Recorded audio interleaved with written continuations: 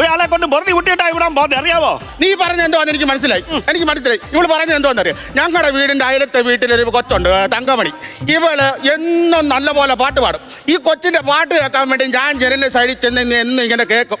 അന്നും പറഞ്ഞ് ഇവള് വേണ്ടാതീനം പറഞ്ഞുണ്ടാക്കിയ പെണ്ണുമ്പളെ ഇവള് കേട്ടോ, അനാവശ്യം പറഞ്ഞുണ്ടാക്കാൻ. വേണ്ടാതീനം വാങ്ങി കുളിമുറി കയറി കുളിക്കുമ്പോ മാത്രമായി കൊച്ചു പാട്ട് പാടും. കൊച്ചു സാധകം ചെയ്യുന്നതാണ്. പിന്നെ കുളിച്ചോണ്ടിരിക്കുമ്പോഴല്ലോ സാധനം ചെയ്യുന്നേ ആരെയും വെള്ളത്തിലല്ലേ പിന്നെ സാധകം ചെയ്യുന്നത്? അത് നേരാതല്ലോ. ഇവിടെ മാറ്റം അടിച്ചോണ്ട് നീ പെട്ടെന്ന് പോണം. ഞാൻ പെട്ടെന്ന് ചെറിയാതെ ചെറുക്കളിച്ചോണ്ടെന്ന് പറഞ്ഞ തോട്ടവൻ വരുന്നുണ്ട്. വരുന്നോ? ചെറുക്കനാണോ അത്? ശ്രദ്ധിച്ചു നോക്ക്.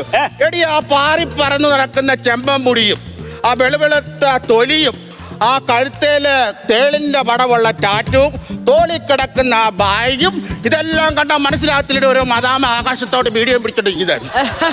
കണ്ടോ ഇയാളെ കണ്ണിന്റെ തോക്കല് കണ്ടോ? 1.5 കിലോമീറ്റർ മലയുടെ വണ്ട നിൽക്കുന്ന മാതാമ്മയുടെ തോളയിലെ ടാറ്റു ഞാൻ കണ്ടു തേളിന്റെ. എന്റെ ഈ ഉണ്ണി ഉണ്ടല്ലോ 56 വർഷമായാലും ഇതുവരെ കണ്ടിട്ടില്ല. അറിയാവോ?